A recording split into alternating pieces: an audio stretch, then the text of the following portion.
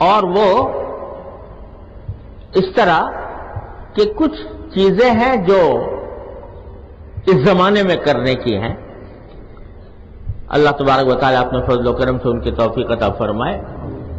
تو اللہ تعالیٰ کی رحمت سے امید رکھنی چاہیے کہ انشاءاللہ ہم بھی محروم نہیں رہیں گے. مثلا ایک حدیث میں نبی کریم سرور دو عالم صلی اللہ علیہ وسلم نے یہ ارشاد فرمایا کہ جس شخص کو اس مہینے میں قربانی کرنی ہو اس کو یہ چاہیے کہ ذوالحجہ کے چاند دیکھنے کے بعد نہ اپنے بال کاٹے نہ اپنے ناخن کاٹے. یہ ایک حدیث ہے جس رسول کریم صلی اللہ علیہ وسلم سے صحیح مسلم میں مروی ہے کہ جس کو قربانی کرنی ہے، واجب قربانی ہو یا نفلی قربانی ہو، تو اس کو چاہیے کہ چاند دیکھنے کے بعد اپنے بال بھی نہ کاٹے اور اپنے ناخن بھی نہ کاٹے. یہ ایک حکم آیا ہے. اگرچہ تمام علماء کا تقریباً اس پر اتفاق ہے، فقہاء کرام کا، کہ یہ حکم وجوب کے لیے نہیں ہے، یعنی ایسا کرنا واجب نہیں، فرض نہیں، لیکن مستحب ہے.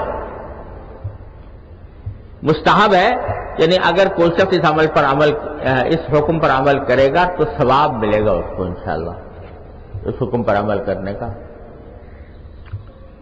اور اسی وجہ سے علماء کرام نے ایک اور بات بھی فرمائی ہے کہ اگر کسی شخص کو ناخن کاٹے ہوئے یا مثلا بغلوں کے بال صاف کیے ہوئے 40 دن ہو گئے ہوں تو پھر اس حکم پہ عمل نہیں کرنا چاہیے، کیونکہ 40 دن کے بعد ناخنوں کو مؤخر کرنا، ناخن کاٹنے کو مؤخر کرنا مکروہ ہے، ناجائز ہے.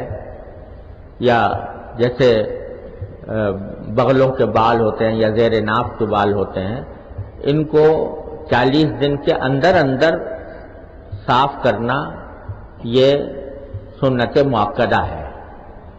لہذا اگر کوئی شخص اس کی خلاف ورزی کرے تو اس کے وہ قابل ملامت ہے، مکروہ ہے، ایسا کرنا مکروہ ہے اس کے لیے. تو کسی مستحب کی خاطر مکروہ عمل کرنا درست نہیں ہوتا.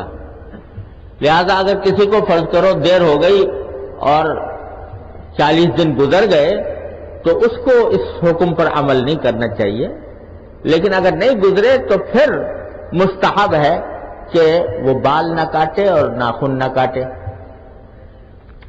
اب یہ جو ایک حکم آیا بڑا عجیب سا لگتا ہے، کیوں نہ کاٹے، کیوں بال نہ کاٹے اور کیوں ناخن نہ کاٹے؟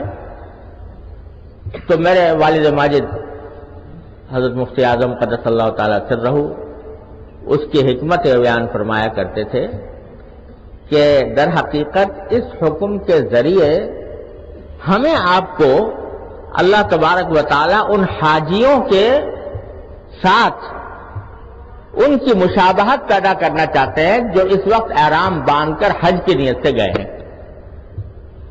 جب آدمی احرام باندھتا ہے تو احرام میں اللہ تبارک و تعالیٰ نے کچھ خصوصی پابندیاں عائد فرمائی ہیں. اس میں یہ بھی ہے کہ سلے ہوئے کپڑے نہیں پہن سکتا، اس میں یہ بھی ہے کہ خوشبو نہیں لگا سکتا، اس میں یہ بھی ہے کہ بال نہیں کاٹ سکتا، اس میں یہ بھی ہے کہ ناخن نہیں کاٹ سکتا، اس میں یہ بھی ہے کہ چہرے کو نہیں ڈھانک سکتا. یہ ساری پابندیاں عائد ہو جاتی ہیں احرام شروع ہوتے ہی. جو ہی احرام کی نیت کی اور تلبیہ پڑھا لبیک اللہم لبیک تو یہ پابندیاں اس کے اوپر عائد ہو جاتی ہیں.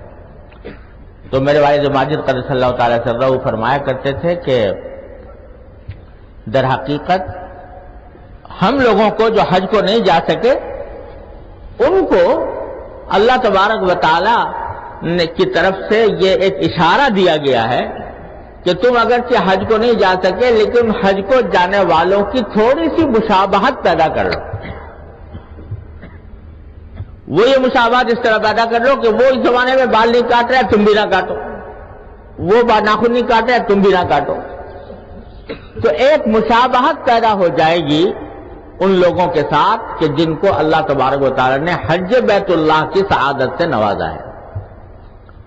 تو تم یہ کہنے کے قابل ہو جاؤ گے کہ تیرے محبوب کی یا رب شباہت لے کے آیا ہوں، تیرے محبوب کی یا رب شباہت لے کے آیا ہوں، حقیقت اس کو تو کر دے، میں صورت لے کے آیا ہوں.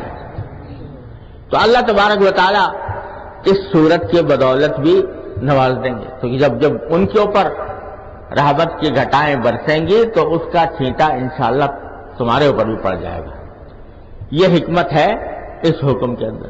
تو اس طرح اللہ تبارک و تعالی نے ہم یہاں پر رہنے والوں کو ایک طرح سے ان احرام باندھنے والوں کے ساتھ اور حج میں جانے والوں کے ساتھ اللہ تبارک و تعالی نے ایک نسبت اور ایک مشابہت پیدا فرما دی.